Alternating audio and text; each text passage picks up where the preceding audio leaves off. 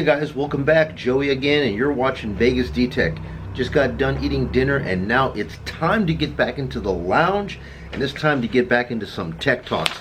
I got a lot of comments here, guys, from you, so you know what, without further ado, let's get into it. For those of you guys that don't know, Nokta Makro has changed their warranty from 2 to 3 years. Now, I remember when they first came out and they launched the Nokta Makro Legend, people were firing off saying, oh, if these people here are really, behind their product, why did their warranty, why is it only for 2 years when normally the standard is 3? And because they were getting so much feedback from people like that, they decided to change it for now. Okay, so I don't know what the box is going to say, because D-Lex said that on the box it may still continue to say 2 years. They may put like an extra hologram sticker on it or something like that to say now offering 3 years, or inside the box there may be a pamphlet or leaflet that will tell you that it's 3 years for all the stuff that came out after the initial bulk release of their product. Alright, so number 2, let's get into this. We were talking about the multi-frequencies. If anybody knew what the multi-frequencies were of these detector companies, and one individual says he said that whites was pretty straightforward in the V3i. When you use the V3i, you could see all 3 of the frequencies actually being used, so you knew exactly what the frequencies were. It was right there on the screen. You could see which bar was actually hitting the target the hardest, and there was no secrets there, and it goes to say that the frequency used in simultaneous multi-frequency modes are all part of the secret sauce, and it might be very hard to pry that info from manufacturers' hands. And I just don't understand why that has to be secret. Well, what is so difficult with telling us what are the fundamental frequencies? Now, without turning this into an engineering class, I did a lot of research on multi-frequencies, and it gets pretty deep. It actually gets pretty deep, man. And I would have to take this information and kind of break it down into like layman's terms of stuff like fundamental frequencies is like a person yelling down a corridor, "Hey," right? And then resonant frequencies is when that voice bounces off the walls, and you could hear it again, "Hey, hey, hey." And what gets to happen is that a lot of these detector companies, they like to use their marketing saying that they use all these frequencies, but in essence, what do they call it? Echo frequencies or resonant frequencies. They're not really true frequencies. The main frequency are called fundamental frequencies. It's got to be fundamental frequencies. But what you're going to see is a whole spectrum of frequencies actually being used, and it's very complicated. And I guess that's the main reason why a lot of these companies don't want to actually tell you what it is that they're using. To come right out and say that all the single frequencies that you can select singly are the ones being used in multi, it's not necessarily true. And a lot of times when a company says that they're using, say, 17 frequencies, that may be 17 frequencies that are being transmitted, but in actuality only 3 or 4 of them are actually coming back to be processed and to be used with VDI and tones. You know what I mean? So, think about that ratio. So if you've got 17 frequencies and only actually 3 of them are being used, the rest of them are all echo frequencies or resonant frequencies. They're not really fundamental frequencies. So I think it's a touchy subject, and I really think that these companies don't want to get, put into a situation where there's like lawsuits for misrepresentation of frequencies. So that's what I've seen right there. Alright, moving on to the next thing. I made that one comment about my dream detector, my Christy Brinkley, my Heather Thomas of metal detectors. And a subscriber said, if you know what everything is before you dig it, then where's the thrill? What do you guys think about that? It makes a good point. He says if if you go out there and you just know exactly what's in the ground before you dig it, what's the thrill? And I can understand that. I don't want to ruin the hobby. I wouldn't want to ruin the hobby by taking that excitement factor out of not knowing what's in the ground. I mean, some people, they want to know what's in the ground. Other people are like, hey, leave it to me. I want the challenge of digging holes, and if I find something that's good, then that's the excitement for me. That's the thrill of the hunt, and I don't want you to take the thrill of the hunt away from me by having this type of detector come out that tells you exactly what's down there, so you've taken all that away. So yeah, and I could see that too, where the payoff is I'm digging stuff, and then right when I least expect it, I'm thinking, pull tab, foil, and then when you actually dig it, you pop that plug and you look and you see that piece of metal in there, and it is not a piece of foil and it is not a pull tab. That elation and that euphoria of just wanting to get up and go, you hit it, man. And it's like, I don't want to take that out of the hobby. What do you guys think? Do you think that if detectors start getting smarter and they were to tell you exactly what's in the ground, do you think that would take the thrill out of the hobby? Share your thoughts on that, guys. So moving on here, another individual says, I've seen guys with $4,000 Minelab gold machines go out there and find everything in the ground but gold. He says they're digging lead, they're digging bullets, they're digging little bits of iron, and they're digging rusty nails and old rusty cans. And yeah, they're finding some gold, but for $4,000, man, they should be finding the gold. You know what I mean? And I almost spit up my drink. I was actually drinking some tea when this guy sent me this. And it's funny, man, because I've said that thing before, but can you imagine? Look, all BS aside, man, if you're investing $4,000, right, for a detector, you're not doing this as just strictly a hobby. You are a professional, man. You're out there trying to find something. You know what I mean? You're trying to find something useful. I mean, for me and for a lot of the people out there, we're just hobbyists, man. We're just part recreational detectorists, right? And of course, yeah, we like the machines. That's some of the thrill of the hobby. And yeah, we like to have this little circle of people talking to you. Hey, what did you find? That challenging object over there turned out to be this, and I found a piece of silver, da. But for these guys that are spending that kind of money, I'm talking about, these are like archaeological dig detectors. I don't even put them as detectorists. I mean, they're doing detecting, but they're doing detecting on a whole different level. And it ain't always that the baddest machines are going to actually find the baddest stuff for you. It ain't always true, I mean, sometimes too much tech it spoils the hunt, So it said Dan. There's so many Dans in here, man. I think Dan is the #1 name of detectorists in this forum, man. I've got like 5 different Dans that I talked to in the course of a day. But anyways, Dan King Clad said that when we're talking about the best, the bang for your buck, detector, the cheapest bang for your buck detector, we keep on talking about the Simplex. And Dan said that, he goes, the Simplex, I used it and it paid for itself after the first month. Okay, after the first year of swinging it, it is now hanging on my wall, waiting to be used again. But he says, I'm not even sure if I will take her out for a spin again. So what do you guys think about something like this? This is where I was asking you guys, are you guys still using your old detectors?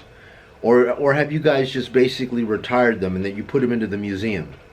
And at what point are you guys going to get rid of them? Are you guys just going to keep them up there on the wall, or are you guys going to try to sell them, get rid of them?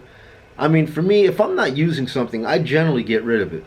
Like, there is no need to have 8 cars sitting out in front of your driveway. There really ain't.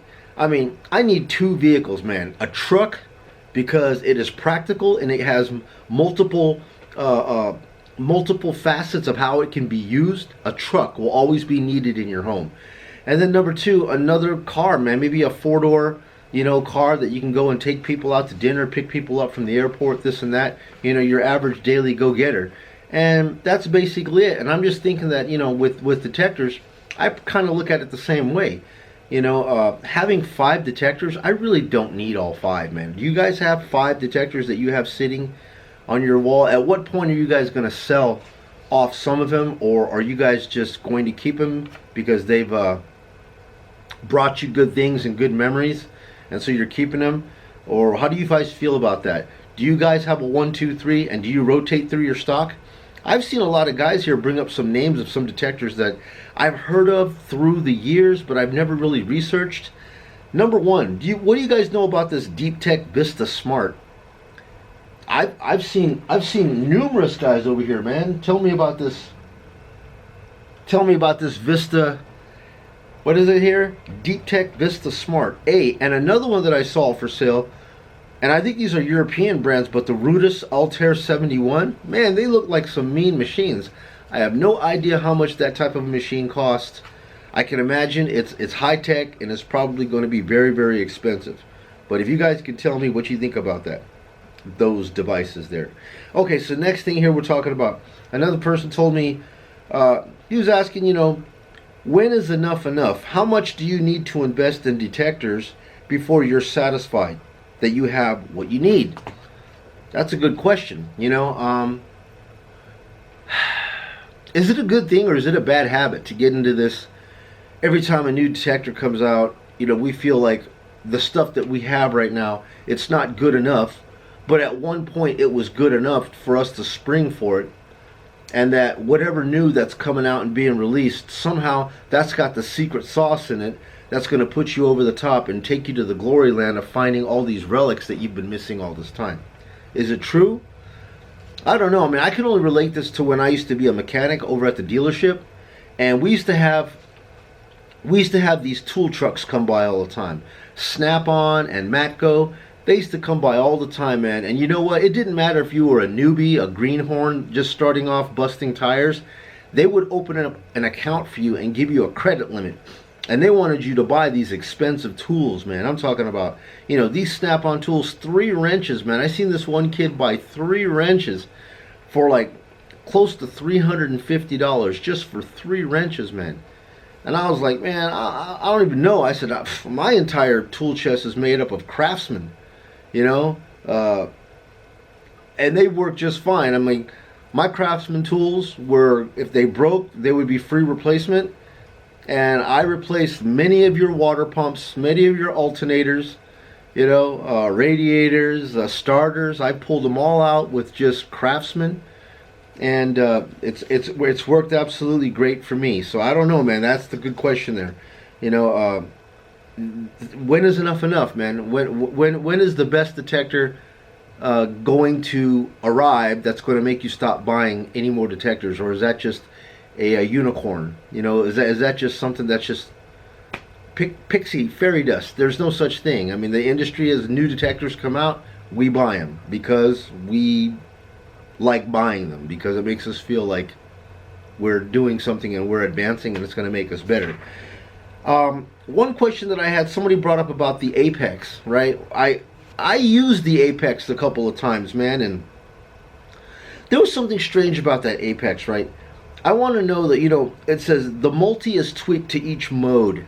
In the Vanquish, you can kind of tell how the Vanquish works when you put it into different modes, from coin to relic, right? When you switch between them, it behaves kind of differently. It sounds a little different. It's speed, all these little teeny things. There's little tweaks that happen within the parameters and the settings of each mode. So you could see the usefulness of being able to switch in each mode. And that was something that I wasn't sure of with the Apex. It seemed like to me that every time I would go from mode to mode to mode in the Apex, the only thing that changed was the discrimination pattern. Like, they had a certain discrimination pattern for each mode, but I just didn't feel like the modes had any tweaking within its settings. I'm not sure about that. I mean, if you guys can tell me, did you guys actually see The guys that are owning the Apex, there's a lot of guys out there that said that it's actually working well for them. For me, I was telling you, here in Vegas, my ground being mineralized, it did a lot of sparky stuff for me. It had me chasing ghosts at the end of my swing, and that's the reason why it didn't work for me. But for many other people, especially people on the beach, they're telling me that the Apex works wonderful on the beach. But I'm told that the Simplex does not work very good on the beach. I don't know. And simply, guys, what I wanted to leave you guys here with at the end is buying machines, right? It says you could buy a machine. You could spend money to buy whatever's out there right now, the most expensive machine. And at the end of the day, there's two things that you cannot buy. Okay? The thing that you cannot buy is you can't buy the knowledge of how to effectively use a machine. Too much of the time, we have very good machines, but we do not know how to effectively use it all the way. We're not hearing it. We hear it, but we're not listening. You know what I mean? There's a difference between hearing and listening. When you truly listen to what your detector is telling you, and what I would encourage people to do is, find a nice patch of area, whether it be in a house, or out in the lawn or whatever like that, that absolutely has nothing. You are guaranteed you have nothing around, nothing there, and there's no EMI interference anywhere, right? And then take coins and start running your detector across the coin, right? Hear how it sounds. Look at the VDI. And then take your coin and then put it in different angles. How does it sound on its edge? How does it sound at a angle? How does it sound flat? Take your rings, do the same thing. Put your ring in flat. It definitely has a different sound characteristic than if you have it on its side. Sometimes it won't even hit when a coin or a ring is on its side. It won't hit at all, and you'll tend to think that your detector sucks. And that's just not the case. It's just that it's very iffy sounding when it's on its side. That's all it takes. And then take it and then put it at an angle, and then try to hit it on its angle and tell me how it sounds there.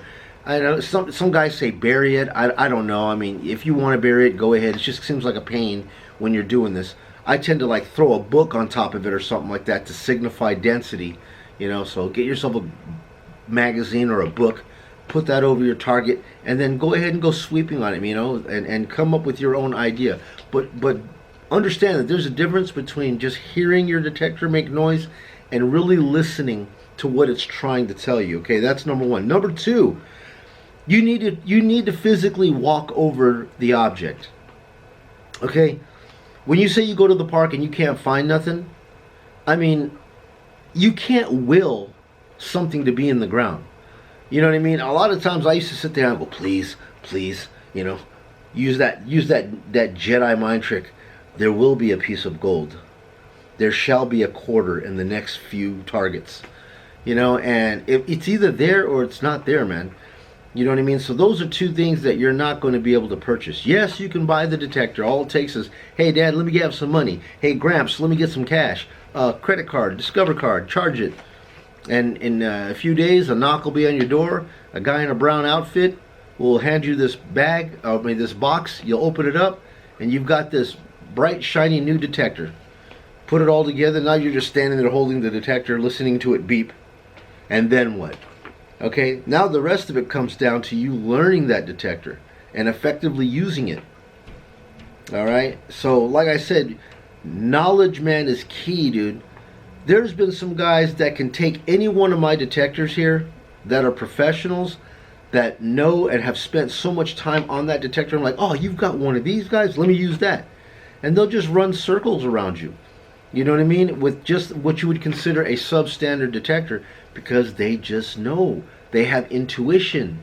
The intuition of looking at a park or a field and say, I picked this area because I believe that all the activity, the hot activity, transpires in this area. People will generally sit on this area, and you're just like a forensics detective. Be a detective of detectors, and you guys will be a best detectorist. All right. So guys, I'm going to leave you with that. This video is already at 20 minutes, man. Folks, thank you so much, man, for being a part of, you know, Vegas D-Tech and coming into the lounge. I love these tech talks. Obviously, the tech talks are doing well. From what I'm seeing here, man, I'm getting all these comments from you on a daily basis, man. Good support too. I mean, you guys have, you know, been there for me. I mean, even through all the little hater bashing, somebody told me, he goes, hey man, you know, the more traction your channel gets, the more flies, you know, tend to fly around, and you can't let that distract you. I'm on a mission here. My entire life growing up, I've always loved being a part of a club. I didn't care if it was a rocket club, flying rockets, or RC cars, you know. I always wanted to be a part of a little club of guys that just love doing certain things. And you know, as I've gotten older, I found detecting, it's a club. And you know what? You guys are my friends, man. You guys are my buddies. And I really, really appreciate waking up every morning and breaking out my coffee and opening up the laptop and swinging through here and checking out what you guys leave me. And all of the comments, the advice that you guys give me, I sit there and I highlight everything that you say, I copy it and I paste it to a Word program, and then I print it all up so that I have material to cover with you.